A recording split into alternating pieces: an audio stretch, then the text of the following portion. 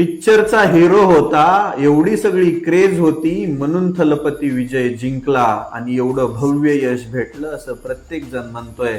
पण प्रत्येकाने एक गोष्ट इग्नोर केली, ती म्हणजे அண்ணல் அம்பேத்கர் அவர்களுடைய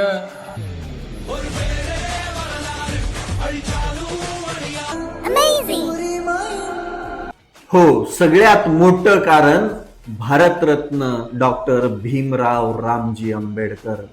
थलपती विजयने प्रचार करत असताना तमिळनाडू वासियांच्या हृदयावरती एक नाव कोरलं, ते म्हणजे डॉक्टर बाबासाहेब आंबेडकरांचं. सांगितला सोशल जस्टिस, सांगितली समानता किती महत्वाची आहे. The fundamental strength of politics is uncompromising principles and ideologies. Periyar's social justice, Kamaraj's honest administration, Ambedkar's equal justice and equal opportunity.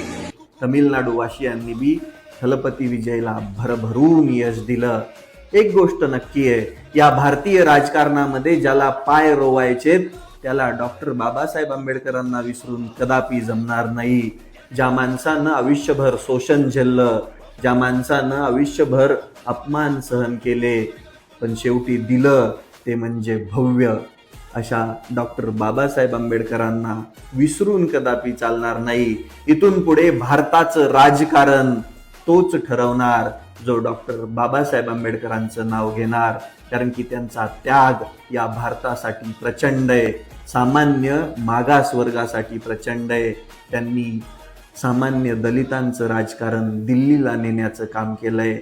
जो व्यक्ती डॉक्टर बाबासाहेब आंबेडकरांचं नाव घेऊन राजकारण करेल आणि सामान्य मागासवर्गाला न्याय देण्याचं काम करेल, तो सत्तेत नक्कीच बसेल. टीव्ही केला आणि थलपती विजयला